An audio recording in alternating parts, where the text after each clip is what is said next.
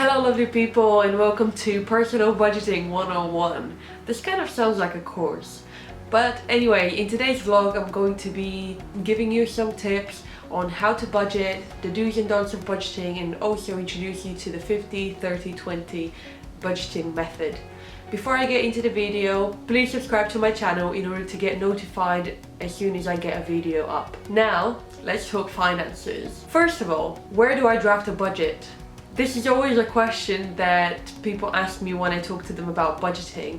Where do you do it? I personally prefer to do it on Excel sheets or Google Sheets, but I know a lot of people prefer the kind of old-fashioned way using a notebook.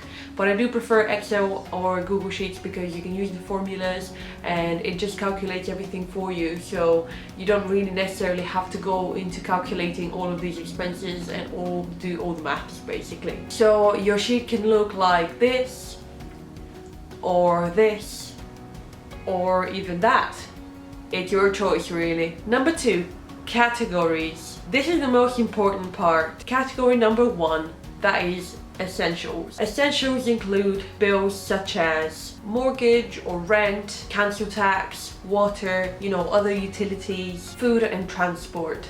Now, this is what every kind of financial guru will tell you to do, to put all of these essentials in one. But what I prefer to do is actually separate them so I know exactly what amount of money goes towards my transport, exactly what kind of money goes towards my rent, what money goes towards my food. So then I can actually work out on a day-to-day basis how much I'm spending on food. But I feel like if I put them all in one place, it's going to confuse me a little bit. So I prefer to do them separately, but you work out whatever works for you. And now this will usually kind of consume about 50% of your salary. I'm sorry, but that's reality. Category number 2 is choices or fun money. So that includes shopping, subscriptions, eating out, and this should constitute about 30% of your salary.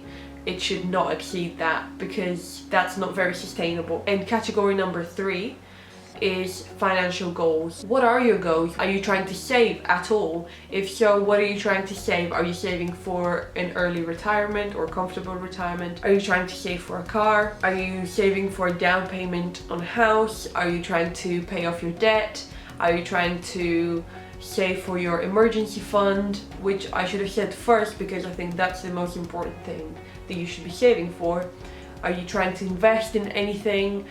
This is your money, so utilize the rest of your money, which is 20%, for these financial goals that you have. So this is overall the 50-30-20 budgeting method.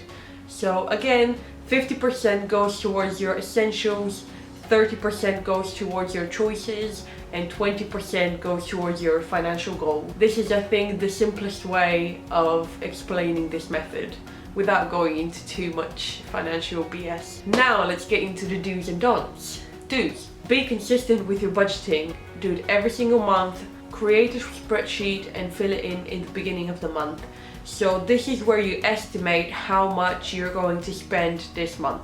And then create a spending sheet which you fill in the end of the month with all the money that you've actually spent.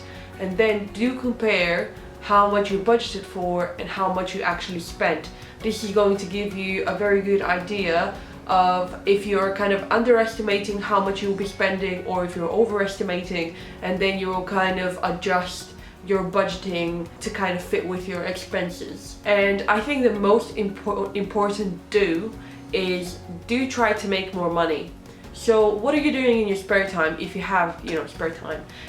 If you're a student and you're kind of working a part-time job and that's kind of all your time, there's not really room to do anything else.